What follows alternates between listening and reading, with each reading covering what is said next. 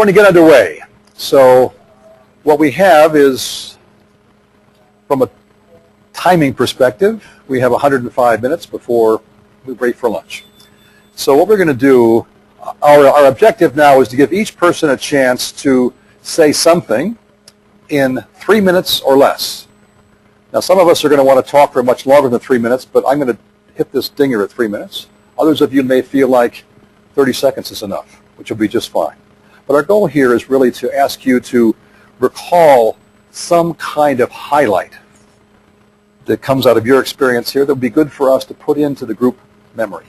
This could be a highlight, could be a funny low light too, because those things come back and we learn from those experiences. And if you weren't there, you don't have to recall. That's right. That's right. Those of you who are brand new will just be thinking about something along the lines of what have you seen so far that you would think is a highlight for you from your experience in terms of this conference, esoteric education, something along those lines. So that's our goal. I want to give a chance for each person to speak. We're going to do this popcorn style, you know what I'm saying? I'll start off, but then whoever wants to speak raises their hand, and a speedy runner will bring the microphone to you. But so as the spirit moves you, but we'd like to get at least your voice in, everybody's voice into this process. So that's the minimal goal. So we'll get underway. So I'm Sheldon, and I got connected to the university because I used to go to New York City and buy books from Lucis Trust to take to a group I was working with in Colorado. Met Mary Ann and thought she was wonderful. Went to several full moon meditations, which for me were dead, until I saw a guy who used to be the videographer get up and give a talk on cancer. I said, "Who's that?" Mary Ann said, "Oh, that's Michael Robbins. He's really very good." So I thought there's life here in Lucis Trust. A friend of ours then said, Martha Crampton said, "You know, they're having conferences on the Seven Rays." And I said, "Oh my gosh." So I went to a conference in '89, here at Meadowlands, and that kind of began my association with the university. I was astonished that people actually talked about these things in public, and there was a faculty growing to talk about these subjects in a further way. So I would say the high point for me over the years has been just the encouragement to think along these ray lines, or I put it in terms of the best in us, the soul in us. What would it look like if it were lived on a more consistent basis? It's been over the years a lot in the business world, so that's been a lot of fun to try to apply these concepts and ideas. But here at the conferences, and I'm a perpetual student, so I go to all the classes. I can't get enough, so I've just been involved in everything. I'm slowly learning, and I would say now that the point of inspiration for me is to live every day as a soul. So that's what I'm about. Who'd like to go next?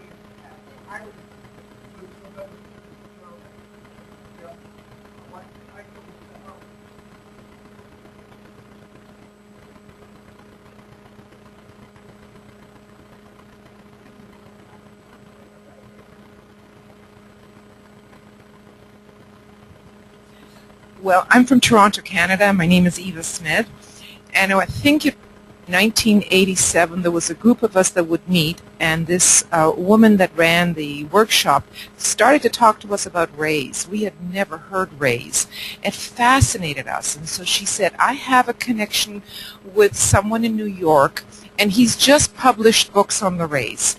And we all put our hands up and ordered these books, and they were The Tapestry of the Gods. And then with the love of what I was reading, most of us said, well, we've got to know more. So she says, okay, I'm going to make an arrangement for this group to come to Toronto. So that was our first exposure to Michael, Dot Maver, and Marianne. And the skits and the talk about the rays, I mean, it was fascinating, absolutely fascinating. And I thought, you know, everything that I'd read came to life because of what we were being taught. And it was during that 5-day period, at that time there were 5 days of Ray Talk, that I had my first real experience, I guess, with soul. It was the most riveting experience I'd ever had, and I've talked about it in the classes. And then at one break, I went over to Marianne, and there was all this talk about Waysack. I'd never heard of Waysack. I didn't know what Waysack was. So she says, it's in the books. You just have to start reading the books. And if you start reading the books, you'll start feeling this little tingling sensation on top of your head. Okay, fine. So we had heard that Michael was running an MSc class in Boston, but we'd already missed the first session. So there was a group of us from Toronto that said, well, we've got to get on board. So we all drove to New Jersey, where Michael met with us in a little small room in a hotel and caught us up on the very first session that we had missed of the MSc class. And from there we went to Lucis Trust, bought all 24 books, and started reading them. And then I started getting tingling on my head. I literally felt like there were little bugs in the top of my head. Little did I know that that was the head chakra starting to open up, you know. Anyway, that was the beginning, and it has never stopped. I've been associated with Michael since then. And then we brought him in for esoteric astrology and teaching on, you know, for the USR and PhD classes and everything. So it's been life-changing, Michael. Thank you. And her sister Sarah and, of course, Donna, they have been absolutely tenacious in the pursuit of the teaching of this wisdom. From the time you gripped it, you just never let go. Can I share another little thing? Okay. So here, the very first book that I started to read was Esoteric Psychology 1. And I read it. And my sister, who lives in Toronto with me, we both read, and we made a decision that we would read 50 pages a day. So we would read 50 pages a day, and in all honesty, I didn't have a clue what I was reading. This was a foreign language to me. And we would call each other up, and we would say, did you understand what you read? No, I didn't either. I think we were halfway through the book when all of a sudden, eureka, one day I said, you know, I think there's a difference between soul and spirit. And so once that was established in my consciousness, I went back to the beginning of the book, read it, and finally understood what I was reading. And, of course, I developed this wonderful relationship with DK. I thought he was talking to me, you know, from then on. But it was a wonderful experience to be able to learn on our own. We didn't have anybody at the time that was teaching us that. Thank you. Right, for each person to say something. Who wants to go next? Oh, great. Well, I just came last night from Sedona, where I got roped into a Native American sweat lodge, which I hadn't done for about 10 years. I went reluctantly into it. And in the third round, when the stones were coming in, and it was just going on, and we were getting to that macho point, and I could hear myself making little mewling sounds and wondering whether I should just sacrifice pride and rush for the exit. Suddenly, it reminded me of one of Michael's rituals. I had that same feeling of, you know, am I just going to stand here and weather this fire, or am I going to make a run for the exit? So I met Michael in 1990 when he came to New Zealand, and I did the MSc and the PhD in the Southern Hemisphere.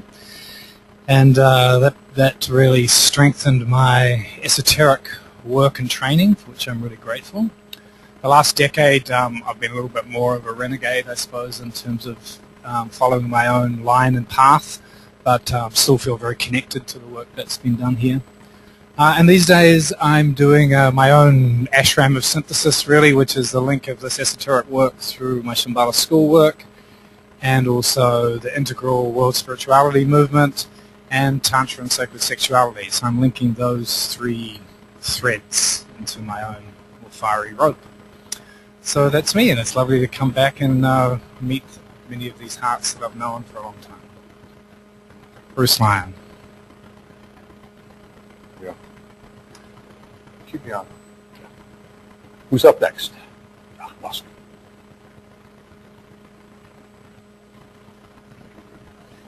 Hello, I'm Lawson Bracewell from New Zealand, and my beginning point was that I was a part of a little group in Auckland, New Zealand, the Auckland Goodwill Unit of Service, and we were diligently over many years talking and studying the books, and then someone, I will invoke the name of Jeffrey Logie, who somehow heard of Michael Robbins, and he was having a conference in the United States, and he came over and came back and said, oh, we've got to bring these people. There's a triangle of them, and they have to come here. So we organized it.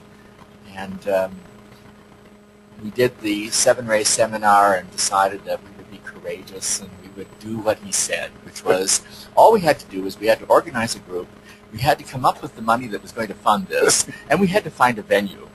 And so we set about doing all these things. And about 6 months into the MSE, I'm sitting there and I looked around the group that I was in, and I thought to myself, in my personality life, I would have nothing to do with any of these people.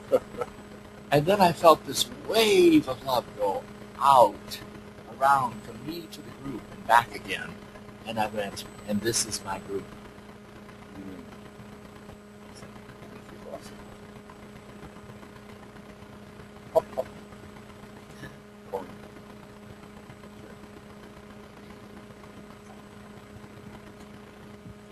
I'm Sharon Little. I live in Southern Ontario in Canada. My way into this work was in the 80s through a woman named Sandra Siegel, who had developed, she'd been studying with Martin Mueller, and she had developed a very integrative, deep system of, it's called human dynamic system of learning styles. And as that, and Anne, I think, was also in that program. And as that ended, Annie Mueller and Pat kind of came forward, and we asked them to do a program which became our MSc. So that was in '93. My first conference was in Santa Fe at the Ritual. So that was my first Ritual. And that's actually also when I started working in the tech department, managing the tapes and things. So it has been, it's been a while, and it certainly has shifted things. Oh, and my mother, Margaret, who may also be listening, was at some of the very, very early conferences. So indirectly and parenthetically, we came in through her. My dad came along some decades later.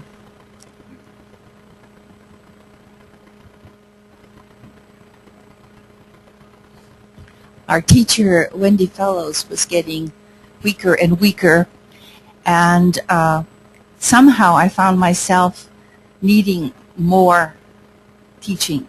And I met you at Meditation Mount, Michael. I knew Glenda first, and here was this man trouncing around with a microphone and leading in some sort of snake dance and telling us about a conference in San Diego. And so I decided to go, and I took my teacher to part of that conference, and she loved it. I thought, well, if she loves it, it must be okay. The highlight, I think, of the last few years for me was this astrology class in Rancho Santa Fe. And I had been trained as an astrologer, but not in this way, because that intensive week, in a fairly good-sized group studying 2 signs, was a breakthrough. I remember being Saturn. I had to play Saturn, and I brought my Statue of Liberty outfit in. It was kind of green and shimmery, and that did. I didn't wear the stars, but just getting in touch with the energy of the planets by playing it out made such a difference. And then the group was so varied. Some people were very experienced astrologers, and some were still learning. But together, doing that year in, what did we do it for 5 years? When did we start? It went was on and on. 2001, 2002, something Two. like that. So we carried on to go through all of the signs two at a time. And then I think that morphed into the TCF classes, or maybe they were congruent at Danny and Danielle's. And the next thing I know, here I am on the faculty with Moria College with students, and here's one of them. And I've really found my place, because with the Leo Ascendant, I need to teach. I know how to teach. I love to teach. And I'm just very grateful to all of you for supporting us and for being wonderful leaders. We're grateful to you, too. And I'm Gail. Okay, I'll follow up with that because it's a trail here. We had the same teacher, Wendy Fellows, except I had her probably a decade before you did, which she was quite strong. We had a group. We went through White Magic, which I did not understand one word of. Couldn't have repeated one sentence back to you, but I could feel the dynamics in my body when she was reading, and she was quite adept at the material. So then I think you guys had a group later, because at one point I met Gail at Wendy's house and got to know her, and time went on, and then eventually she talks to me about Michael Robbins. And oh, okay. Well, but by that time I've already been through Torquem Saradarian, who found me far too direct for him and locked his doors, literally. I walked to the door and he sent a guard out to make sure I didn't walk in. But yeah, but it had been after the Shambhala 1975 energy, which in a sense I'd been prepared for by Torquem, okay, for the meditation, so on and so forth. So then after that I just decided, and I couldn't find anybody else who wanted to deal with the monad in 1975 either, so I just did the material on my own. So here we're into the 90s now, and she talks about Michael Robbins, and I have another girlfriend, and I'm from Minnesota, and I say something about Michael Robbins is out here, and she says, oh, he was in the music department at Morehead State College when we were in college. So Michael and I were on the same campus, but our paths never crossed. And I had brought an opera singer out to be trained by a maestro and had facilitated her long enough to get organized. So I thought, oh, well, okay, so here's another connection. And so that's when I decided, because I'm very skeptical, you see, by this time with groups who deal with this material for my experiences over the decades. So I did touch in every once in a while in Rancho Santa Fe with your group, and we're still in the same pattern. We come in contact every now and then, but I only touch in now and then, and I keep my distance. But I didn't lock the door. Oh, no, no, you've been very gracious. I will say that.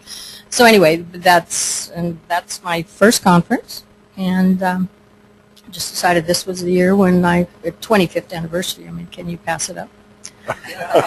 So anyway, that's it. Thank you, Carla. What'd you get your name? My name's Leonie Hodgson, and I was just thinking with Lawson and Bruce sitting here, it just brings up so many memories. And I was with Lawson when we started in Auckland Goodwill. It was a really intense experience. We often sit and talk about those days. And we persevered, though, because there was really nothing else to do. But when Michael came to Auckland, New Zealand in 1988, I think the conference was, and we had the most wonderful time. And I remember watching Michael when he was doing the Ray, he was doing Ray acting personalities, and I was watching him with his lip curling and everything. I thought, this is a great teacher, and I want to stay with this person. I didn't really know much about the occult knowledge then, and whether Michael really knew what he was talking about, but I enjoyed his energy and watching him. So began my intense spiritual occult training, and it's been a joy for me. And but I'd like to share about Bruce Lawson and myself when we were teaching on one of the MSCs in Christchurch, and we happened to be the teachers. And Bruce has a Scorpio sun, Lawson is a Scorpio moon, and I'm Scorpio rising. And after we had this day's work, we had a little debriefing. And I often remember it as one of my most happiest memories now, not then, because we got really low Scorpio. It was about the lowest it's ever been. And he was really to blame. It's been a joy to be on the path. And that is one of my most happy memories about that being 50 years ago. Thank you. Thank you.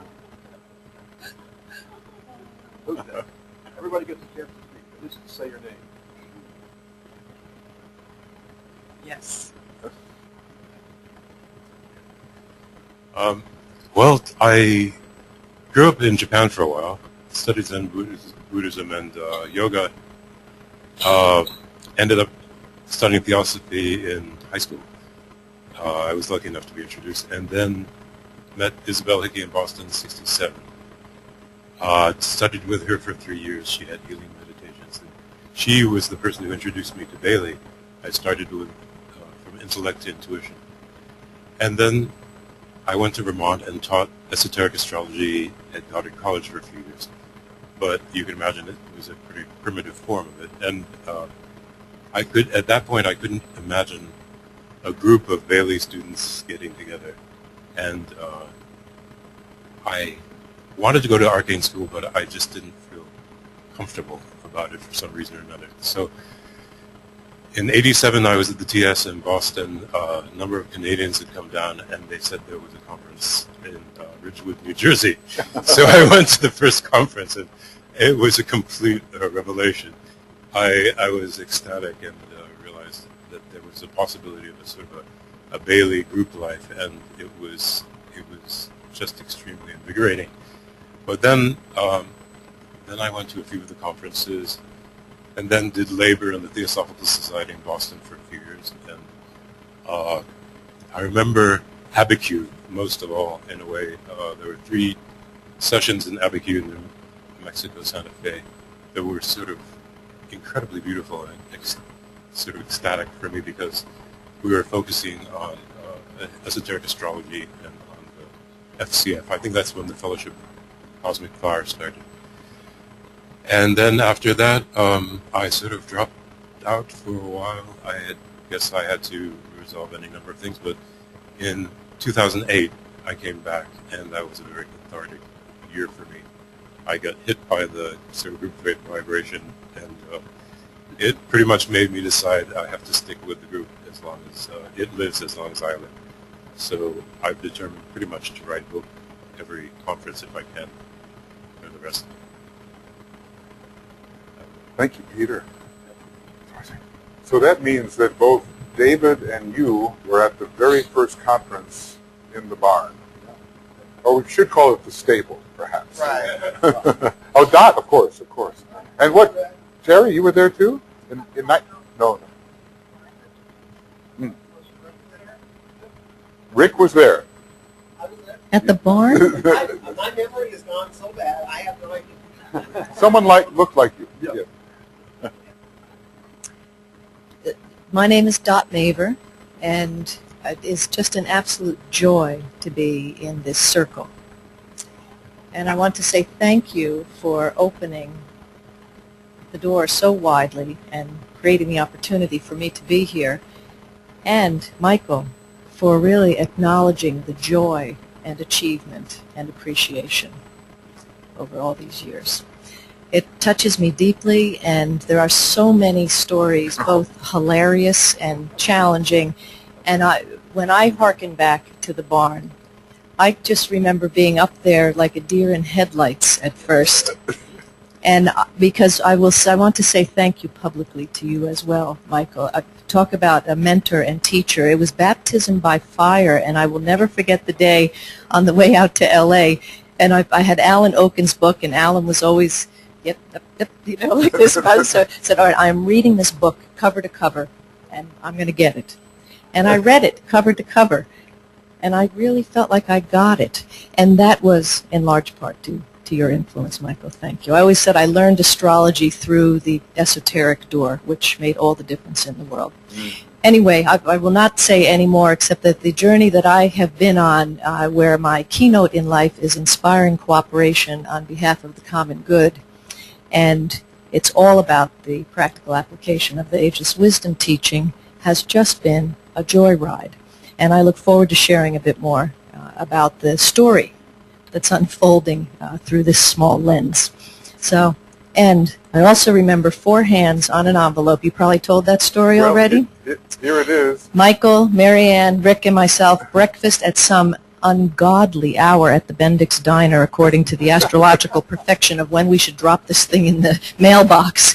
And then the ritual that went along with it, and the 4 of us standing at the mailbox and opening it, and away it went. And as they say, the rest is history. So it is quite a celebration. I'm delighted to be here. Thank you, Don. That was Sun in Gemini, Gemini rising, 5:30 in the morning. Bendix Diner. Well, that was afterwards. That was a celebration. That's great. Well, I think it's only fitting that I go after Peter and from Boston.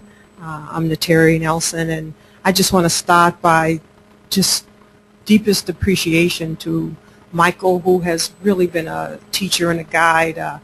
In this moment, I think of you as Anubis or Anpu, who's very important guide or netcher in ancient Kemetic Egyptian wisdom, just guiding along the path. And I met, I was going to I've always been in pursuit of the metaphysical, the esoteric, and kind of go into the Theosophical Society and looking through things, and had met Peter somewhere along the way, and then heard that Michael, this person named Michael Robbins was coming, and so I just, my spirits guided me all along in this path, and so I went and listened to an initial lecture, and I subsequently met Eva and Sarah and Donna and so many folks, and took the the esoteric psychology program, and then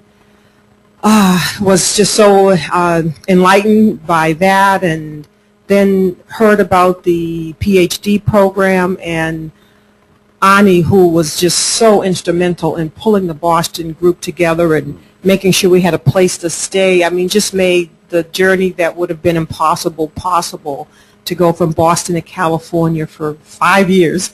And 5.5, don't forget the half.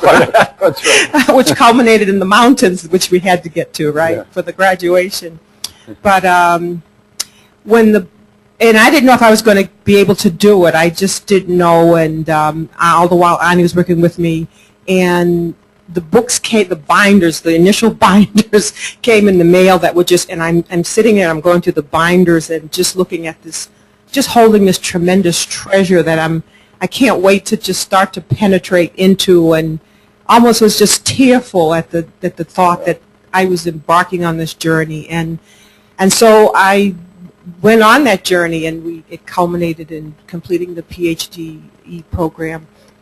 And midway along the classes there, door after door was opening, and then there was that point in meditation where a tremendous door opened, which reconnected me with the Kemetic Egyptian past.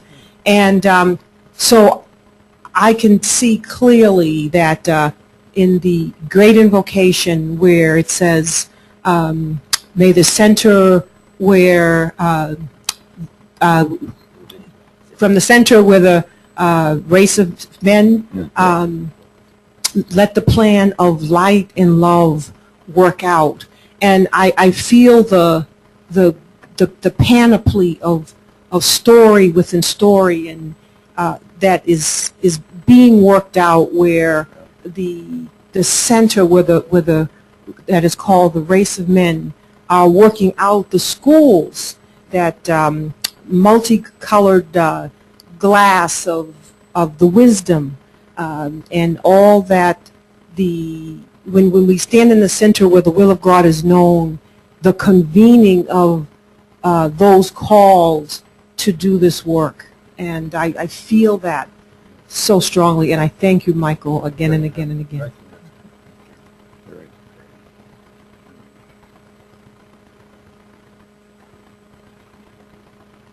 We'll begin to pass it to those who haven't volunteered yet pretty soon. So if you do feel volunteering, please raise your hand. Yes. Yes.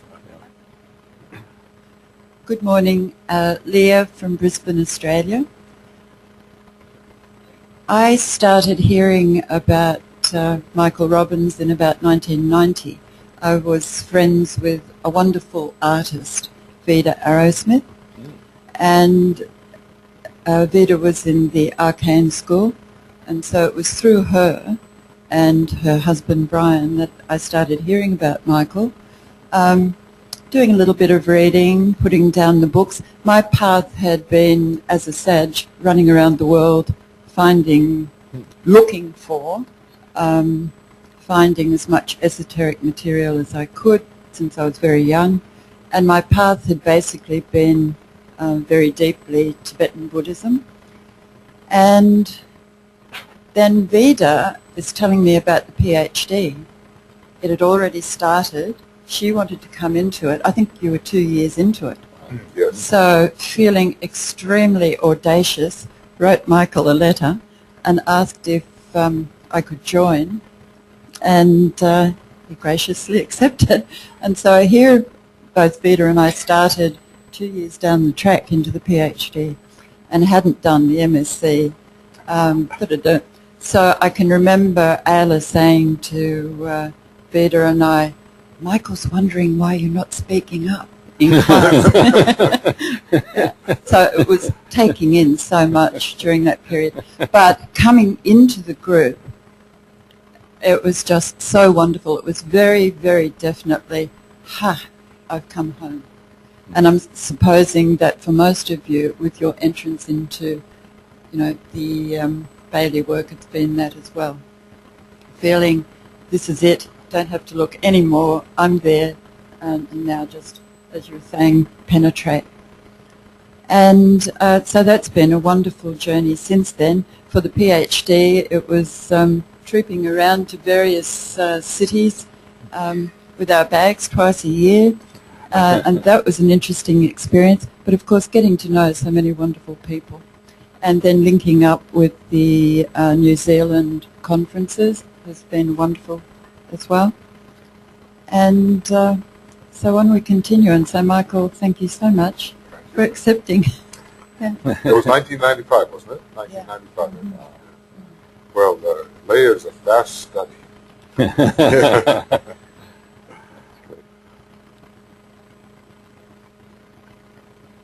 Right next door to you, Heidi, yes.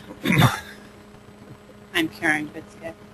The first I heard about Michael was through esoteric healing class that I was taking with Dr. Briner in Michigan, and she mentioned at the time that you were doing these personal profile inventories, and I wrote to the university, and you sent me the information. I decided that I would give this as a gift to my husband and 2 sons for Christmas, and myself, and so we filled out all. We did it anyway, and they got it as a Christmas present, and I'm not sure that my children really appreciated it at all. And I put it in my shelf, and I looked at it, and I thought, this is interesting, but I'd never studied the 7 rays, even though I had been reading the Bailey books on my own, and had been a member, am a member of the Theosophical Society. But that was the first I'd heard about you. And then I came to this conference. I think this is my 5th one, I believe. And it was the one on initiation. And I remember feeling that this was home, that I had found my home. And since then, I have become part of the Moria Federation, and I'm a student there.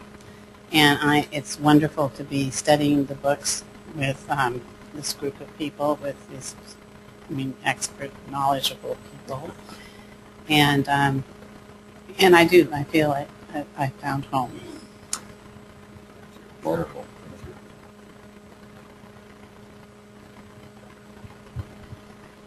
Well, I was in the PhD in Rancho Santa Fe. My name is Anne Harley, and at that time I was from London, Ontario, and I had never heard of Michael, but the person that had the most influence on me in those early years was Annie Mueller. Yeah. She was just fantastic. And she came to London, Ontario, and she was interviewing potential students. I guess we should say that in London, Ontario, we had this group that went and studied at Danny and Danielle's house with Martin and Georgette. And Annie came to London, Ontario, and she was sitting in my friend's kitchen, and we were talking. And Annie was just this amazing German-Swiss Hausfrau. And I said, as I talked with her, this woman can explain Alice Bailey and the Tibetan. This is fantastic. I'll do anything she says. So it took a while, but we had an opportunity to organize the MSc in London, Ontario with Annie. And I believe that Michael came for the ritual. For the graduation. Yes, it was. Graduation and the ritual. Yes, and the ritual. I ended up rectifying about 5 charts there, I think. That was it's nice to have an identity. And it was because of Annie. Annie and I became very close friends, like girlfriends, and there must have been maybe 20 years difference in our age. But after the MSc class, we always hiked. She was a great hiker. And we always hiked along the Thames in London, Ontario. What can I say? And we spent the afternoon kind of debriefing everything. So we became such really good girlfriends that she said, Anne, you have to come to the PhD. And she knew I had been pretty university connected and in university teaching. I worked in university continuing ed for 30 years in Canada at 3 different universities. And she said, this PhD that Michael's doing is a non-traditional PhD, but it's of the quality of university work. So she wanted me to come, so here I am. And I've been with you ever since, I guess, right, on the board. And all I wanted to say was that I've had the opportunity to do rituals in Rancho, in Denmark, at conferences. And at first we started out with the rituals. We were always singing as well as doing the rituals. But then we graduated somewhere in there and we had the beautiful chorus music behind us. And I'm rather glad that I never had to do a ritual without the music. Anyway, Michael, it's been great. It's always an experience and a joyful one and sometimes challenges, but, you know, ever onward. Indeed. Thank you. We owe so much to Annie Mueller. I'd just like to acknowledge her for that because she was, a lot of you didn't know her, but she was a great first-ray soul with a studious second-rate personality. And I've never seen anyone discipline themselves like Annie Mueller could discipline herself. She willed to learn the second ray, because she had these incredible first-ray instincts, but she always learned how to moderate that in the kindest possible way, and she was responsible for incredible support for the University of the Seven Rays in a critical period. So I really want to, and she was my close friend, and we took many walks too, slower than the walks you took in the later days. So just to acknowledge Annie, wonderful, wonderful individual. Yeah. Leo Rising, Sun and Cancer. This is Vanita Garner speaking, and many of us have Annie Mueller stories. She I was taking care of her at one time when I absolutely fell in love with her. I didn't like her for a while, and I was around her a lot. And one day, I don't know what was going on or anything, but I just that's all I can say is I just fell in love with her. The expansion that I gained while I was taking care of her was tremendous. We had funny times and we had some knockdown drag-outs, but she was in bed, but she could yell. You had the advantage. Okay. Yeah. Anyway, I got in the work, the play work in Jackson, Mississippi in the 70s, and I honestly I've been trying to recall exactly how I started working with the Seven Ray conferences. I just can't remember the connection, but we were in Jackson, Mississippi, and some of us moved to Texas to carry on some other things. And through a series of events, I got into the work. But the funny story I have is I'd been to several Seven Ray conferences, and I was going to just do that. And we were in the Poconos, and Nellie Gross, Dr. Nellie Gross, who was on the faculty at that time of the Seven Rays, she was bending over, we were packing up, and I was helping her pack up, and she picked up an esoteric healing book and whirled around at me, and she said, "Renita, this is time. It's time for you to do this. We're going to form a group, and you have to be in it." And then I started taking classes. I was in the first esoteric healing group of the Seven Rays, and then I started meeting each of you, and just under your influence, all of you together collectively have come this far with it. And sometimes I've hung on loosely but never let go. And that's where I am today, and I'm very happy to be here. Very gracious, everybody. You know, I have to say, if I can just say very quickly, I have a memory of Benita here. She came into the group. She had just inherited $10,000. She handed it over just like that to the University of Seven Rays. And I just paused, because I saw such generosity. Someone who had just received something that I'm sure she needed, and she just gave it just like that. And that was the beginning of an inseparable bond, for which I still remember and thank you.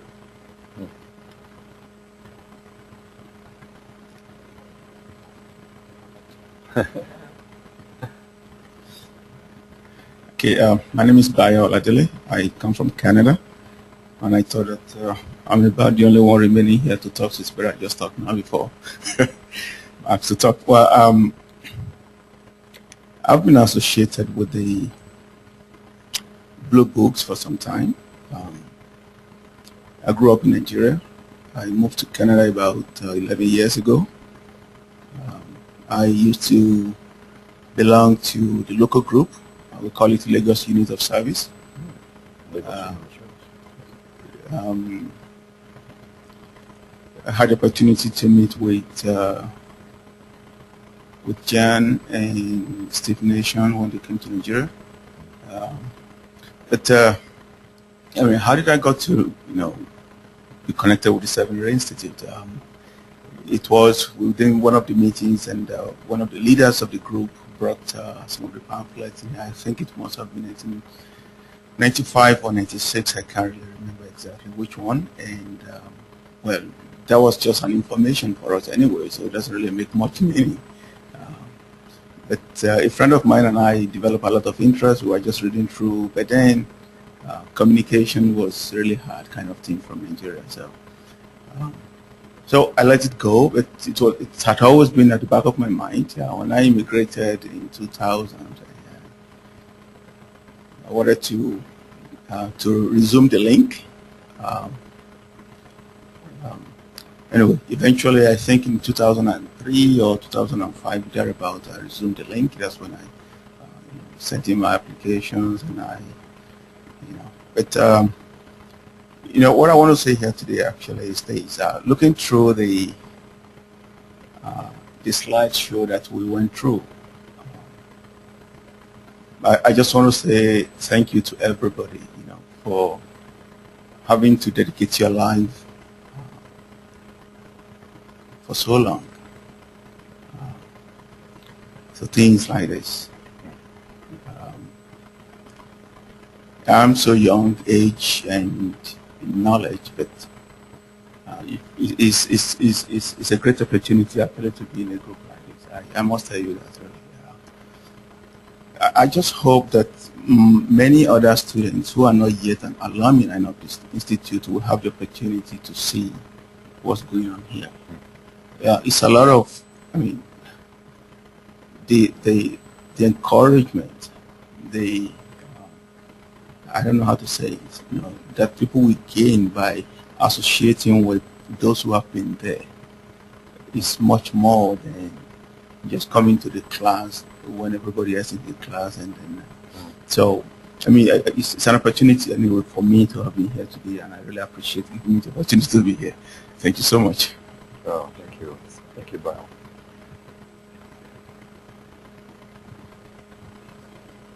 Well, I was trying to remember how long, 5 or 6 years anyway. I'm a longtime friend of Sharon Little, and also lived near her mother, Margaret Little, in Salt Spring Island. And Sharon would quietly mention that she was involved with the Seven Rays, and then casually mentioned she was taking a master's program, and I casually sort of ignored it the whole time. Inquired a couple of questions. Then one time you came to visit, and I said, "Oh, I'm going to go to the conference this year," and she just looked at me and said, "Well, it's about time." And then I discovered when I arrived that Sharon had volunteered me to do a number of things. I was volunteered to do registration with Eva. I was volunteered to help in the bookstore, and before that happened, I volunteered you to beautify the bookstore. And then, by the way, I volunteered you to help beautify the flowers and Tuya and that. And I said, oh, great. So it was wonderful. I was sort of thrown in from 6 a.m. till midnight. And I kept having people come up to me in the registration and bookstore and say, wow, you're a lot of Ray 7. Wow, you're really Ray 7. And I'm saying, what's Ray 7? And so it was helpful to read Tapestry of the Gods. And then I wanted to do some studying, and someone said Karen Johansson is starting an esoteric group in Seattle. So I walked into the restaurant, and a woman beckoned me to sit down and join her for dinner. And I said, oh, by the way, do you know Karen Johansson from Seattle? And she said, that's me. And so we've been studying in this wonderful group with William Meader. And also I got to study with Alan Oaken and Treaties and White Magic in Portland with Karen Gritzka. And so we've been studying ever since, and just it has been coming home. And I just love being here every year and being engrossed in the work. It's wonderful.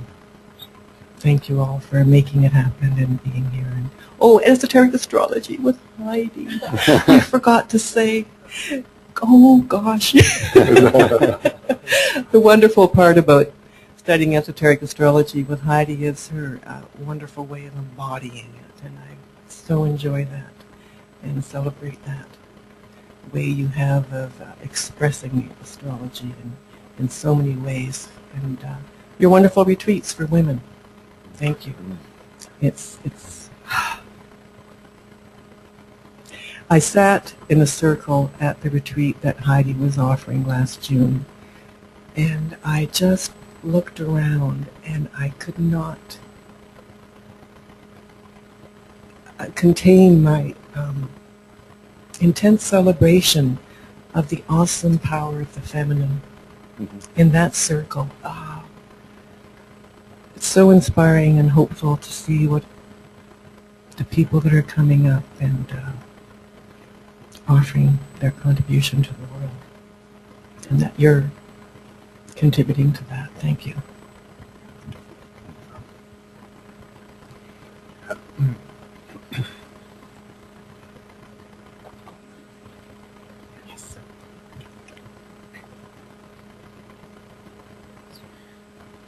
Hi everyone, I'm Olivia Hansen, a longtime student of the D.K.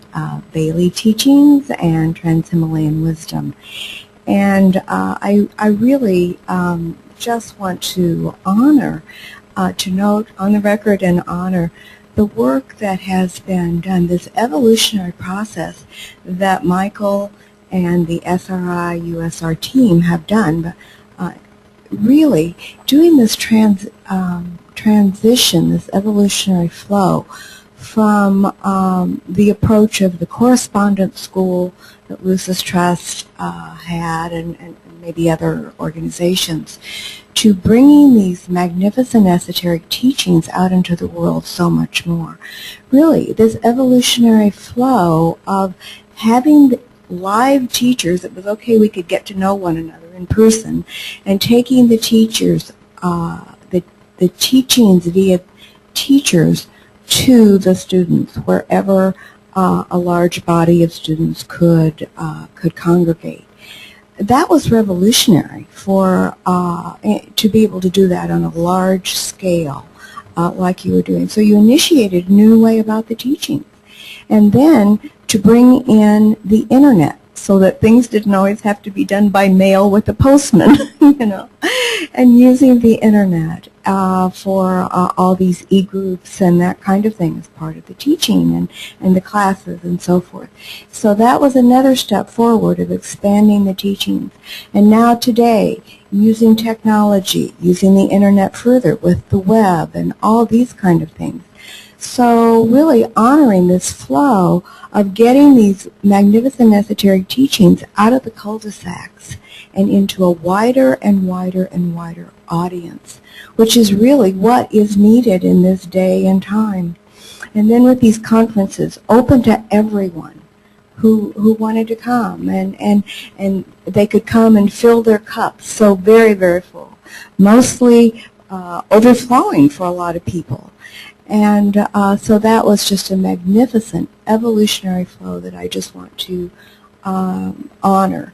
And I also want to honor the comprehensive knowledge that Michael has. He is the go-to person, certainly for me, for things that I want to discuss about the Bailey teachings, and I think for so many of us. And then also this team that has put together these conferences over the years, and certainly since we have been here in Phoenix or Mesa, you know, Helena, the whole board. This is such a working board. This is not an honorary position that you get to come and sit on your seat. You are all fully employed. And so I just want to say that being able to support this team and help this effort has been just a great joy. The last thing I want to say, too, is about the tapestry books, because that was such a gift to the world and to the teaching. The work that was done to take this, the esoteric psychology teachings and to do the practical application that was invited, certainly in those books. That was just such a gift. So it's been an amazing 25 years or more. And I just have a great heart full of appreciation and admiration for all of you involved. And it's been great to be a part of it, too. Thank you. You know, Olivia, thank you. You know, all of us on the board, we do have to acknowledge that the conferences as they now exist would not exist without your help. So we have a very deep appreciation for your help in making all of this and many more things possible. Okay, my name is Tanya Belfort. I can hardly speak, but I do not want to remain silent either. I want to express my gratitude to all of you here and say a little bit about myself. I'm actually Brazilian. I was born in Brazil, but my heart is American. I came to this country when I was 17. I went to college, and then after college, I had to return home because my mother was very ill. And then I ended up staying in Brazil and having to renounce my dream to work for world peace efforts. Well, I was at university. I wanted to work for United Nations.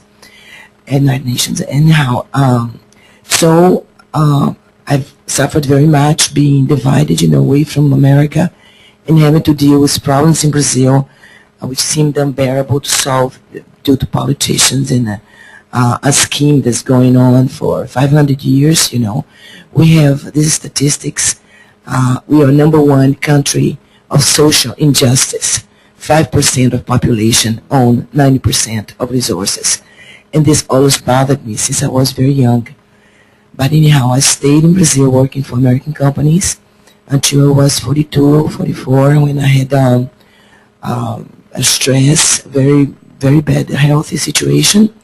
And then an astrologer told me that I was completely out of my legend, that I was not supposed to be working in the system, but I had a spiritual path to follow. And that struck me as a sudden reality. I left the company, Houston Company, which was a world famous company back then. I used to work with Howard Hughes. And I just left it in the top of my career as a manager. And the following week, I entered the Theosophical Society. And the moment I saw the picture of Blavatsky and Colonel Olcott, I said, this is it. I don't know how, but this is where I want to be. And people were very impressed because I wanted to join the society right then that afternoon. They said, well, Tony, you're just arriving. Take your time. And I said, no, I read Blavatsky's books, but I couldn't understand anything. This is it. If I can get any kind of teaching, that's where I want to be. So I started with the Theosophical Society in Bahia, and of course devoured all the books, in the next 5 years. And then pretty soon I realized that two things bothered me. Once, that was a lot of theory, not too much practice. I'm a Virgo. I have this impulse to do something, and then I wanted to further my studies. So I came many times to Cortona, high, and then for some reason I got connected with Buddha, and I had one day a chat with Buddha. I said, Buddha, how can I help my country? I had some restrictions about the Catholic Church pattern of maintaining the misery pattern and the suffering pattern, and I was not agreeing with that anymore. I wanted something different. So I had the insight in Cortona to go back to Brazil and start doing Wesak Festival. I just read Leadbeater a little bit about what this was, was about. But anyhow, I did find a lot of materials. I went to Brazil. I did the first Wesak Festival with my Theosophical friends, and then I've been doing this for the past 17 years. This year is my 18th year. And this did help open the channels for Buddhism in Brazil. Then later on, I was invited to go for initiations with Tibetan masters in England. And I had the opportunity to meet guest Gyaltsang Gyatso, the Dalai Lama, and Lama Kirti Tenchab, who I became a disciple of Dalai Lama. And then Buddhism in the world, most of all in the Western, has developed this characteristic of a social engagement. We're going to have some talk about this, the Kalatraka initiation and the social engagement. Catholics have been working on social engagement for much more than Buddhists have, They generally concentrate on meditation. So when I went back in 2001 after this initiation with Dalai Lama, I opened the Star of Peace project to help students, to help children, to develop integral education. And then I studied the model by Sri Aurobindo on integral education. Also the inputs from Alice Bailey, New Age Education, and Sai Baba's program of transformation based with human values. So that's the Star of Peace project that is on the 10th year right now. And in the last 4 years, I've been working with Russian scientists to bring or to disseminate the knowledge about the noosphere, which is a mental shield of the planet. Meanwhile, I was drawn to this conference by Tuira, who I met in 2007 during a workshop held by Maria Cristina, and then I met Philip also at Ojai, and he recommended that I come to attend the conferences, and of course it was immediate love with Tuira. I came 2008, immediate love with Michael Robbins, and to all of you. And so I've come, since then. I make a lot of effort to come here. And I want to express my gratitude. This is a family, a spiritual family. who work all on soul levels, not on egoic levels. I feel very humble. I have a lot to learn. I'm not an astrologer, but I'm highly committed to service right now. And I want to thank you, my teachers and my mentors at Morley Federation, for the kindness and patience with me. Thank you. Wonderful. I do want to say Tanya has an incredible life of service. Incredible. And among her services is the Portuguese translation of the personal identity profile. Okay. And I think is the manual part of that or the profile so far? The profile. Yes. So we're very grateful to you for that. Thank you.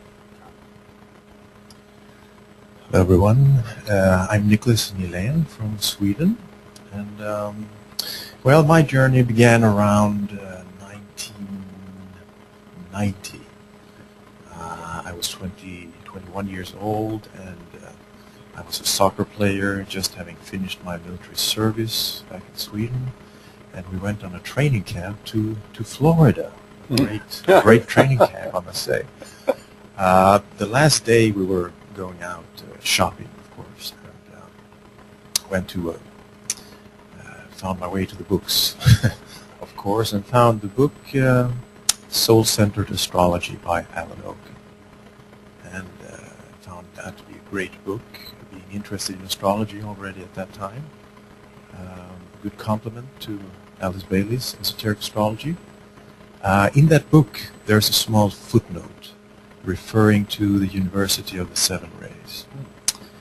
And so he suggested in that footnote to contact the University of the Seven Rays if you want to know more about the Seven Rays.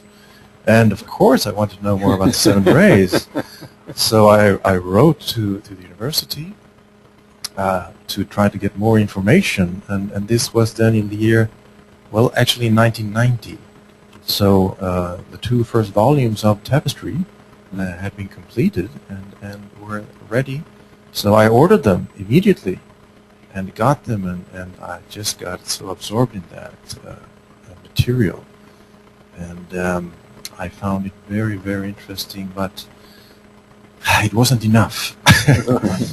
So at some point, I believe I wrote to the university asking for more information, more data, so that we can do some more serious research with respect to this.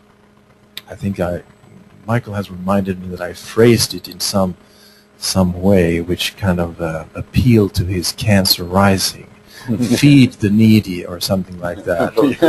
Yeah, feed the hungry. Feed the hungry, yes. It was my own Cancer moon speaking to your Cancer rising, I guess. And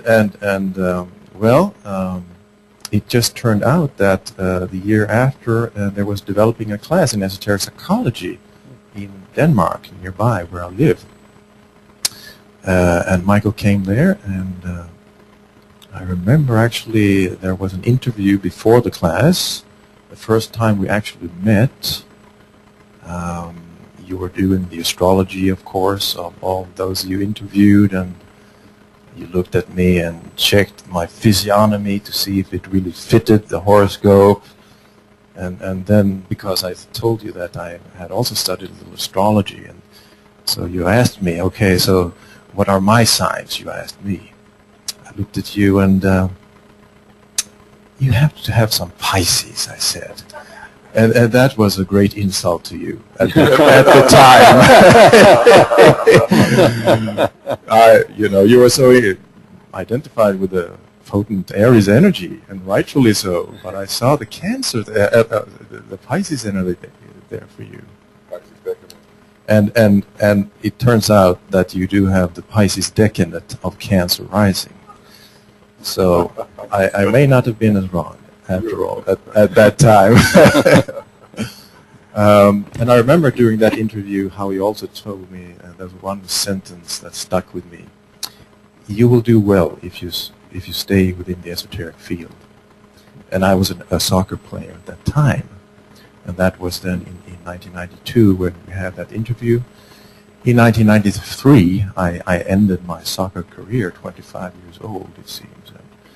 And after that, I've been more or less into the esoteric field. more or less into the esoteric field.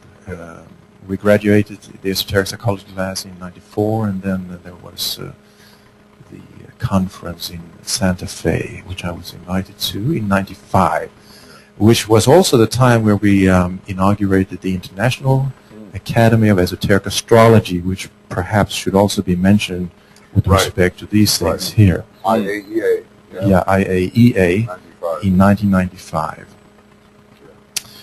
And since then I've been coming regularly to the conferences, and great experiences, many great memories. And for my own part now, the investments you've made in myself is I'm currently teaching 7 classes in esoteric astrology and esoteric psychology. So I'm trying to perpetuate the tradition here. Yes. A huge thank you to all of you for everything that you've given to me in my journey. Great.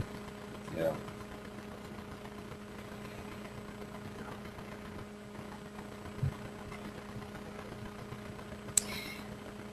Well, it's been a long journey. You know, I'm very aware that as people are speaking that there's multi-layers of other related reality that is just not spoken. For whatever is spoken, there's so much more that's not spoken for the people that have been a part of this, I would say, movement for all this time. I had found this teaching, this precious teaching, a decade before. My time's over already. It rings itself. I don't know. I'm being reminded to say who I am. I'm Helena Bach. Yes. I actually came into this teaching a decade before being introduced to this whole teaching here. I was born and raised in Wisconsin, and in 1986 I moved to San Diego. So I had already found the teaching for a decade and was in the I would say the aura of it. But it wasn't until I arrived in San Diego, and in fact the day that I arrived in San Diego, I went to search out where's my group. And the way I did it was through health food store. I found where is there a health food store in San Diego. I looked on the bulletin board, didn't find anything, walking to my car. This guy starts following, it wasn't Michael, this guy starts to follow me to my car, and I knew, who is this? It was an energetic response. He was part of Martin's work. And he says, I just want to tell you about a group that's going on. We didn't know it, but we were looking at each other. I'm thinking, oh my goodness, interesting. So I became a part of that group, and a couple of years later, the first class was held there. But prior to that, the 7-ray seminars were being taught throughout America. And I went to the first one in Laguna Niguel, which is a suburb north of somewhere in the LA area. And it was a 3-day seminar, and Dot, you were there, and Marianne was there, and Michael was there, and it was such an, not only educational, but extraordinarily entertaining. So it's how they pulled us in through humor and drama and creativity into the teaching. What I do want to say about all of this is probably a highlight. I don't know, that's not the right word, but it's a major stream, river really, is once having been touched by this deep work of the Tibetans' teachings. And for those who don't know, we refer to the Master DK as the Tibetan. I mean, there's clearly millions of Tibetans, but in our language here, the Tibetan means the Master DK. And it's kind of an endearment in a way, a respectful endearment in how we refer to him. Is that once we enter in, it keeps us on the straight and narrow. It's like not straying too far from that center of wisdom, of love wisdom that comes through these teachings. And Michael is probably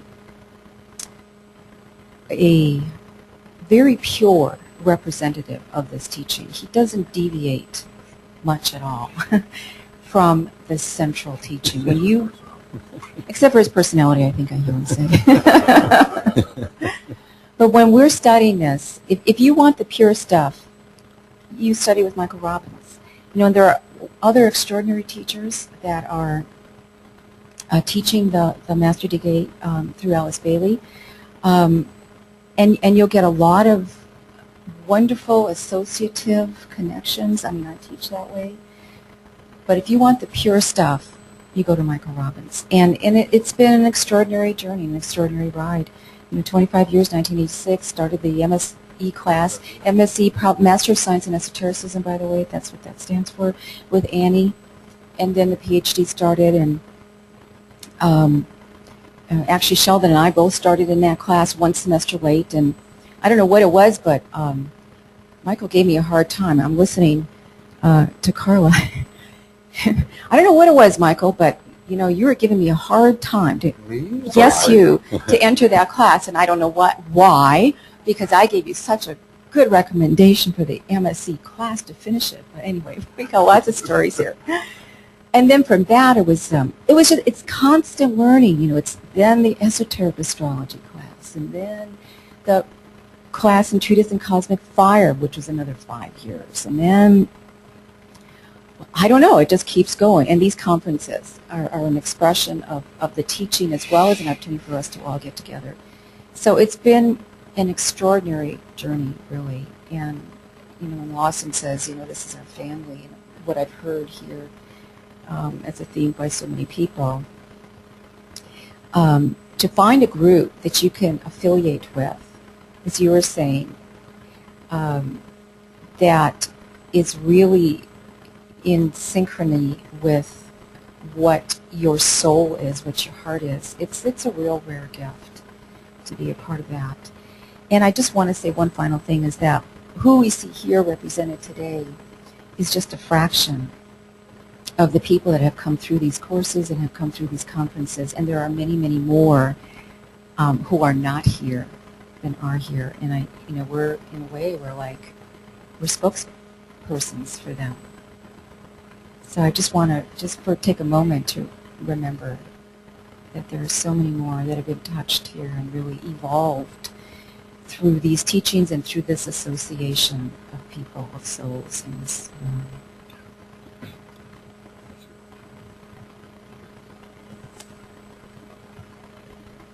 I have a little response to that. The thing that guided me to this work with Michael particularly was the tone. It's a pure tone. There's no personality cult. At least I haven't met him. Maybe there's a subgroup. Somewhere under the and that's really astonishing, you know, and wonderful for us. Actually, the two words that caught me, I got a video link from a friend last year. And I put on the video, and Michael is in Finland doing a simulation of being in one of the preparatory schools. And he rang out these two words. He says, "This will be as if." And that was it. I thought, somebody who is doing as if DK, that's it. You know, that's what it will take. So I'm going to do a little magic here. I will have remembered in 2015 when in 2014 at the 7th Ray Conference we were astonished by the fact that this marvelous impulse that has been created here will have actually moved into the public at large and will have actually affected the politics and affected the religious community. And we'll remember the days when we felt as though it just couldn't get past our own door, and how amazing that there was this critical point where it finally broke out. And that's the memory that I'd like to bring to this. I'm an artist, one of the many in this group, and I'm thrilled to bring my art to this organization. Thank you very much. Thank you. Wonderful. Thank you. My name is Gloria. I come from Bolivia, South America. The first time I met an esoteric group was in Huesaca, 2000. I didn't realize the exact time that I was in, but now I realize it. I was there listening to the explication about the festival, listening about Christ blessing all humanity behind his pine. And I have many questions inside my mind. How is it possible that Christ bless humanity if he's not with us anymore? So what is that I don't know? What's going on in the world that I don't know? So I don't know what happened at that moment of my life, but I met again that group 6 years after. And after that, I never left them. The first time I had the opportunity for buy all the books, blue books, I did it. It was at New York 2 years ago. And I have read all of them. The first possibility that I have for read more, I take it. Yes. Philip was at Bolivia in 2007. And he has 6 books at the time. I bought all of them. I read all of them. It was like, here I am, I have something, I don't know where, which influences, I don't know what, which summary, I don't know which one, but it is there. And since that, I've been working with that esoteric group, that now it's Goodwill Bolivia, the magazine that you are in touch. Yes. Last year, I went to Belo Horizonte for meeting other unit of service there, and there was Nicole explaining some of the links on esoteric healing. Immediately, I invited her to come to Bolivia. She accepted. That was a real good thing for me. This year, she was at Bolivia on February. She teaches there on 3 groups, 3 cities.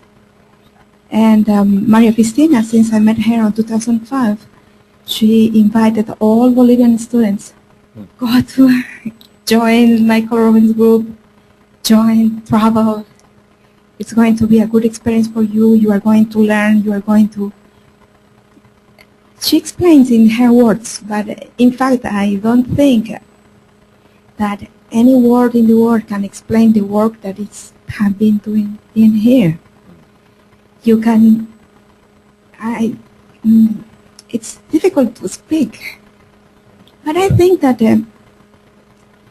the work that is done here is linking energies from higher aspects and sending to all of the etheric places, and where there exists esoteric group, just bringing it. And now listening to you all the explanations that you gave us these past 3 days, they were like showing us the path that we should do it, and it's much effort that we must do it. It's not only reading and understanding, it's not only building Antakarana, it's more than that. It's more than that.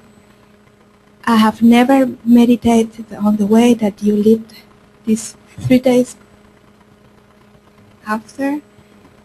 And I know what, I think I know what I must do for trying to reach it.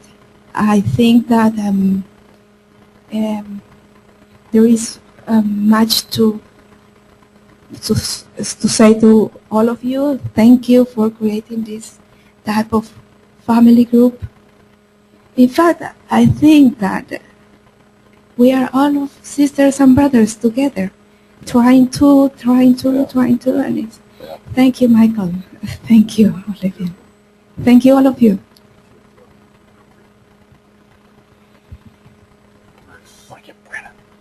Brennan, do you want to? Yes. He's got to say his name anyway. That's me saying that, Brennan. Not that. Not that. I said, my father saved my life and saved my soul. That's why I think my higher self chose him to be my father. And this group helped open my heart.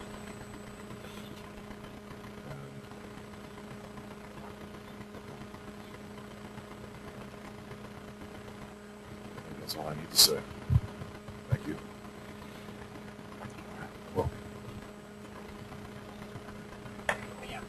Brennan was at the very first Seven Ray seminar given as a test in Keene, New Hampshire, 1986. I really don't want to follow after Brennan. I thought that was a really nice way to end it. And then I'm also all teary-eyed too, and so I'm a newbie, so the start of my journey is very short. I first was introduced to the USR SRI conference through a wonderful teacher named Heidi Rose Robbins. You might know her. And subsequently, I was sort of pressed into service in many different ways, and I've just been really fortunate to work with everybody, and to Sharon and Bob have taken me under their wings, and it's been great working with them, and also a privilege to assist Michael and Tulia. So thank you. You're all an inspiration. Appreciate it.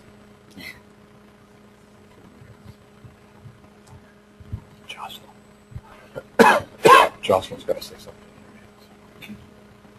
Hello, everyone. I'm Jocelyn Traub. I just arrived, and very happy to be here. I haven't attended this conference for quite a few years now, and I came back into the fold in November, and it feels wonderful, and I'm looking forward to saying hello to the people I haven't met and to renewing acquaintances with lots of familiar faces that I see here. Thank you. Great. Okay. I think that leaves me. I'm Heidi, and I was born into the work, right? But I am deeply touched as I sit in this circle and recognize what a part this family has played as I have grown up. And I'll just tell you a couple of things, just a couple of inside stories where, my first real exposure to Bailey was actually every morning coming downstairs and seeing my father awake at odd hours with many blankets wrapped around him, reading these blue books, and sort of not really caring or wondering what was going on, but since 4 in the morning he'd wake up, he'd sit by the stove, and he wouldn't want to turn on the heat, so he would and he would study these books. But I think it was at the barn where I walked in and I said, oh my goodness, there are people actually studying with him. What's going on? There's a group going on here. And shortly after that, I realized that I wanted to study esoteric astrology, and I bought the book. But what to say? It's like, look, I grew up, and Rick Good rode in on a motorcycle to the question shop in Fargo, North Dakota, and Sheldon supported my work when I was in Boulder, when I was transcribing classes, and Lawson standing at the center of a circle doing esoteric astrology in action profoundly affected the trajectory of my life and offering. David Trezemer, who is not here, invited me to move to Boulder. I met him in the PhD class to work with him and develop ceremonial theater. Keith Bailey at 13 years old handed me the name of Lily Cornford on a sheet of paper and said, when you go to London, you must study with her, which profoundly affected the trajectory. So I feel immensely, immensely blessed.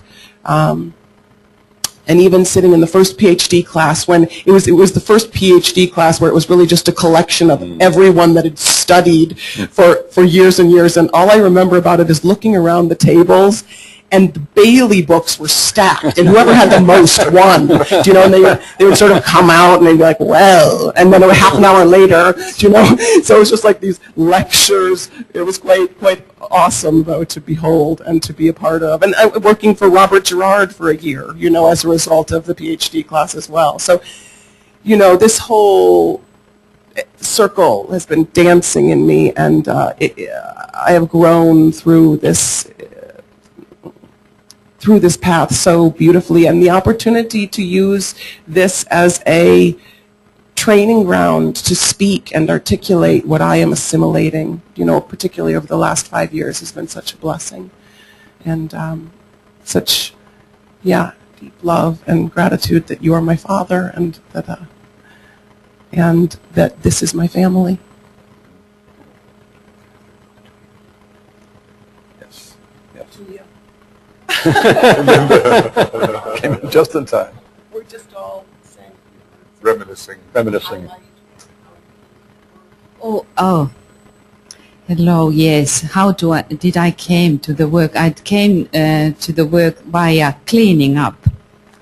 Because somehow I am finding myself all the time, organizing behind the scenes, bringing boxes here and there and trying to figure out what needs to be done. But of course, I have had, since my birth, great search for truth. So what is the truth? And I'm still trying to figure out this dilemma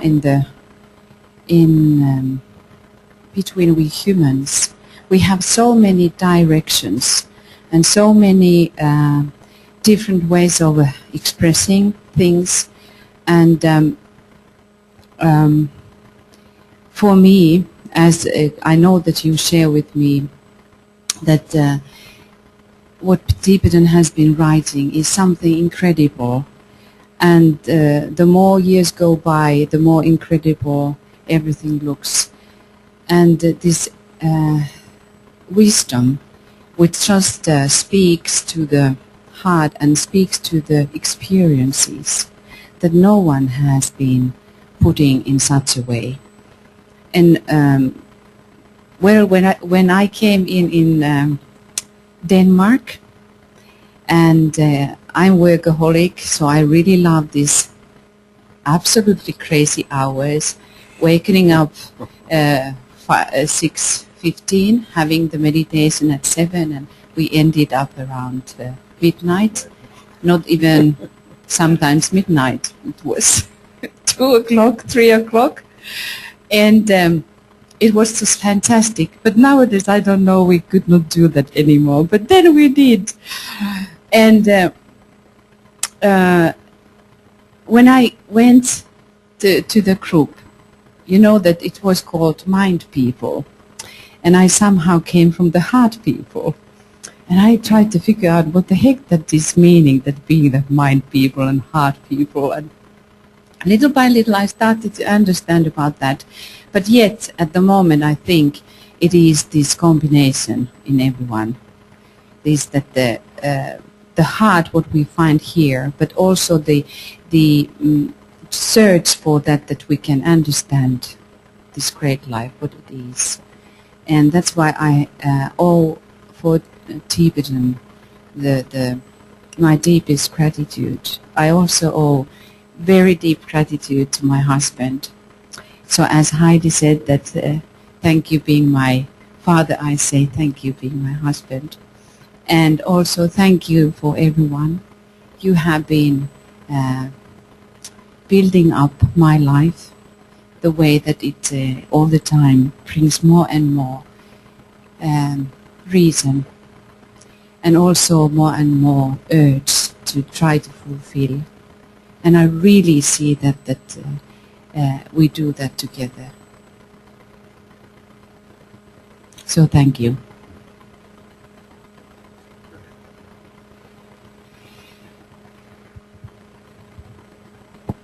think that leaves That's it. That's Michael? That's it? Yeah. I got two microphones now. I just wanted to say that we have some minutes left. Marvelous job from one point of view in terms of just keeping on time. This is beautiful, powerful sharing here. We have a few minutes left before we break for lunch. I just want to sound a note of gratitude to everybody. My name has been mentioned quite a bit. But of course, we all know that no one person can really do much. And so, I've had such deep relations with so many of you and hope for deepening in the future. And I have, a little older and wiser and less headstrong now. I have great gratitude to everybody here.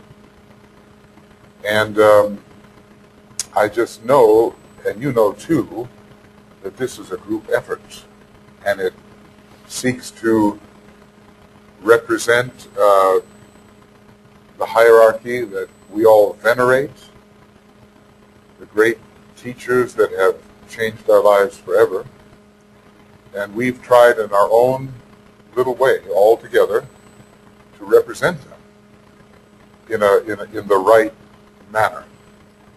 And in a way, our work has just begun.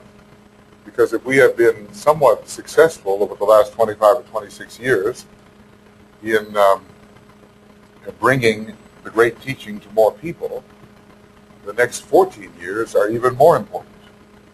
And somehow we have to fortify ourselves solidly together to put on the pressure, if I may say so, to represent them even better, so that we can make the impact upon the world that will help save it. Because we're in a pretty difficult situation right now, and inside all of us is so much experience, and goodwill, and love, and wisdom, that we can make a difference, even though we seem small in number. And so I hope it is, I've been blessed by being able to work with you all, fight with you sometimes, fight with myself more often. But overall, it's been a marvelous experience, and it's given me great faith in all of you, that within you is the power together to make an even greater impact in the critical years ahead. So my gratitude to everyone, to those closest to me and to those in my soul group, and just like Lawson always says, gratitude, so gratitude. Thank you.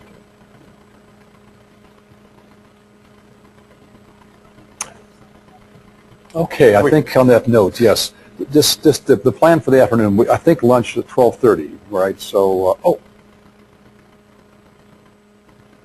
okay. Kathy has just joined us. Should we, any reminiscence here?